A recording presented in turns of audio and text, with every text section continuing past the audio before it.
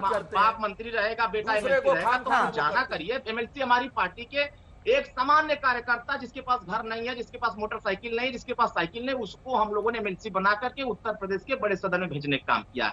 सवाल इस बात का है, हम कार्यकर्ता हैं, हम सुहेल देव भारतीय समाज पार्टी के तमाम कार्यकर्ताओं की तरह हम मिलकर के काम करते हैं और जमीन पर काम करते हैं, आपकी तरह से टीवी पर और सिरोज पर बैठकर दलाली। लेकिन एक बड़ा सवाल सुरेंद्र जी पूछ रहे हैं कि जब आपको आप ये दिखा रहे हैं कि जब नहीं काम कर रही है सरकार, तो क्यों है सरकार के साथ? शिरोज जो है फिर से पर्सनल अटैक है। ठीक है, शिरोज एसिड सर्वाइवर लड़कियों का है और उसके ऊपर अटैक करना आपकी निष्ठा का प्रमाण है। 7 साल तक आपकी सरकार रही, कितने राजभर को आपने सामाजिक न्याय दिया है, जरा बता दीजिए। कितने राजभर को आप उत्तर प्रदेश के शासन स्तर पर बैठाने काम किया? अरे आप सत्ता में रहोगे तो अपने मलाई काटोगे, तब दलित, पिछड़े, अल्पसंख्यक, गरीब, कमजोर, आदिवासी नजर नहीं आएंगे, तब भाजपा की नौकरी करनी बंद करो, तब देश के कमजोरों को आप बंद करो, भाजपा की नौकरी करना। तो आप काम हो नहीं पा रहा है तुम्हारा। सोनिया गांधी, प्रियंका गांधी, क्या ये लोग नहीं है? डमरू बजाते हैं उनके पीछे पीछे लघु बन करके। अरे सर मत कीजिए ना ऐसे पर्सनल, छोड़ दीजिए सर। नहीं अरुण जी एक सवाल में, अरुण जी एक सवाल में, सुरेंद्र जी ठीक है, मैं एक सवाल जरा पूछना चाह रही हूँ, चर्चा से मत भटकाइए ना। यहाँ पर्सनल अटैक करने कोई नहीं बैठा भाई। कौन कितना पढ़ा, कौन क्या नहीं पढ़ा, कौन किसकी गुलामी कर रहा है, कौन नहीं कर रहा है, सर ये करने थोड़ी बैठे हैं चैनल में, नेशनल चैनल में। सर प्लीज स्तर रखिए एक चर्चा का, ये तरीका नहीं हो सकता सर।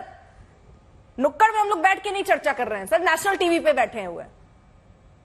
अरुण जी मुझे एक सवाल का जवाब दे दीजिए, शिवम आ रही हूं मैं इसके बाद। सुरेंद्र राजपूत जी सीधे तौर पर ये पूछ रहे हैं, क्योंकि आपने गिनाया कि कितनी बार 12 मीटिंग्स आप कर चुके थे, लेकिन वो कह रहे हैं सब सरकार सुन ही नहीं, दलितों के बारे में नहीं सुन रही, आपकी समस्याओं के बारे में नहीं सुन रही, कार्यकर्ताओं के बारे में नहीं सुन रही, तो क्यों है आप सरकार के साथ? नहीं, मेरी सरकार ने इस बात को गंभीरता से सुना। अगर सुनने की फैसला नहीं किया होता तो माननीय मुख्यमंत्री जी उत्तर प्रदेश सरकार के महाधिवक्ता बैठ करके तमाम जो प्रतिनिधि थे उस संगठन के, उनके प्रतिनिधियों की बात को सुनकर के रास्ता नहीं निकालते। और रास्ता जब हम निकालते हैं तो इनके तरफ से, समाजवादी पार्टी और कांग्रेस की तरफ से, उनके सहयोगियों की तरफ से पीआईएल दाखिल हो जाता है कि नहीं इसको थोड़ा और बढ़ाया जाए ताकि माइलेज मिले चुनाव में वोट लेने का। वोट लेने के लिए आप उनको धरने पर टोपी पहना कर बैठा देंगे, लो धरना दो, नारा लगाओ कि भाजपा नहीं कर रही है, भाजपा। अरे आप एनडीए सरकार कर रही है, करना चाहती है, आप नहीं चाहते हो कि वो काम हो, लेकिन हमारे ऊपर ये दोषारोपण मत करिए कि माननीय ओम प्रकाश राजभर। अरे आप नहीं कर पा रहे हैं, सीधी सी बात ये, अगर आप नहीं कर पा रहे तो उसके लिए आप ही जिम्मेदार हुए। वो छोड़ दीजिए, कौन आपको आप वो करने नहीं दे रहे हैं, ये तो अलग ही बात बता रहे हैं आप कि विपक्ष आप सरकार को नहीं करने दे रहा, ये तो अलग ही बात बता रहे हैं। अरुण जी आप मतलब मुझे तो दिख रहा है कि सर विपक्ष जो है वो सरकार से मजबूत हो गया, मतलब सरकार की सारी स्थिति है ऐसे करने की। न्यायालय में अगर मामला रहेगा तो आप क्या कर लीजिएगा, बताइए जरा हमको। हाँ, न्यायालय में तो 16 के 16 मामले, 12-13 जितने गिनाए आपने, इतने सारे मामलों में पीआईएल दर्ज कर दी है, याचिका दाखिल कर दी इन्होंने। सैकड़ों पीआईएल दाखिल है, जहां हम फैसला कराने जाते हैं पीआईएल दाखिल हो जाते। पता कर लीजिए, आपको भी नहीं जानकारी हो तो ठीक है, ये बात जनता भी समझ गई ना कि मतलब सरकार काम ही नहीं कर पा रही क्योंकि सब चीजें कोर्ट में चली जा रही है, ये भी समझ आ गई तस्वीर। चलिए शिवम जी, मैं एक रिएक्शन। कोर्ट का फैसला अलग होता है, सरकार का फैसला अलग। ठीक शिवम। Thank you. मैं बड़ी शालीनता से इसीलिए सुन रहा था कि मुझे भी सुना जाएगा। सबसे पहले तो जो आरक्षण पर जो बहुत लंबा चौड़ा भाषण कांग्रेस के प्रवक्ता दे रहे हैं, आप इतने आरक्षण के विरोधी और इतने लुटेरे हैं आरक्षण के, और इस देश में किस तरीके से पिछड़े और दलितों का आरक्षण आपने लूटा है, जरा 2-4 एग्जांपल दे देता हूं। जामिया मिलिया इस्लामिया में क्यों नहीं दिलवा दिया आपने आरक्षण दलितों को और पिछड़ों को? उल्टा छीन लिया वहां से आपने। अलीगढ़ मुस्लिम यूनिवर्सिटी में क्यों नहीं दिलवा, उल्टा छीन लिया आप लोगों की सरकार ने। कर्नाटक में 92 की 92 मुस्लिम जातियों को ओबीसी में घुसाकर जबरदस्ती पिछड़ों का हिस्सा खा गए, लूट लिया आरक्षण आपने। वहां आपको याद नहीं आए पिछड़े?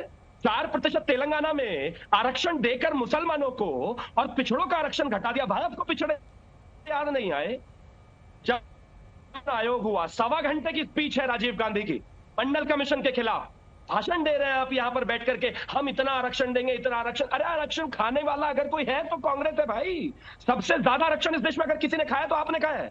दलितों पर सबसे ज्यादा अत्याचार अगर किसी ने किया तो आप लोगों ने किया है। बाबू जगजीवन राम जी जैसे नेताओं को खत्म करने में जिस तरीके से आप लोगों ने उनको प्रधानमंत्री नहीं बनने दिया, आप इस देश में दलित, पिछड़ा, विरोधी, और छोड़ो सब बातें, 70 साल 58 साल में, 70 साल में से 58 साल एक खानदान कुर्सी पर बैठा रहा, किसी को एक सुरेंद्र जी आ रहे हैं, हाँ। और भाषण दे रहे हैं, आज तक पर बैठकर यहाँ पर। अरे ठीक है, मान लीजिए शिवम जी, मैं मान लेती हूँ, चलिए जो बातें आप कह रहे हैं ठीक है, लेकिन इसको आप कन्विंस तो नहीं कर पाए सर। मैं इसमें सर मैं आपको ध्यान से इसलिए सुन रही थी क्योंकि मैं काउंटर सवाल कर पाऊँ सर। वो भी मेरा हक है ना, मतलब केवल ऐसा नहीं है ना कि सबको समय मिलता रहे सब बोलते रहे।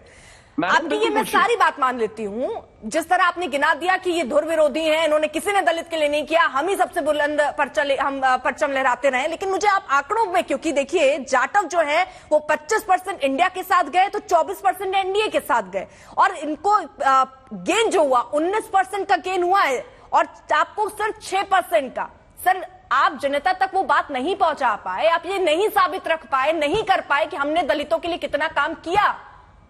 ये रिजल्ट दिखा देते हैं सर। अन्य दलित में भी आपको कहें तो इंडिया 41% का गेन हुआ है सर इंडिया गठबंधन को, और आपको माइनस हुआ है 16% का सर।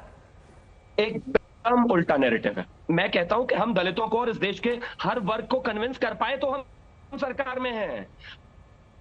उन लोगों को कन्विंस करते रहे सर, ये स्वीकारना पड़ेगा ना। बात देखिए उत्तर प्रदेश की हो रही है।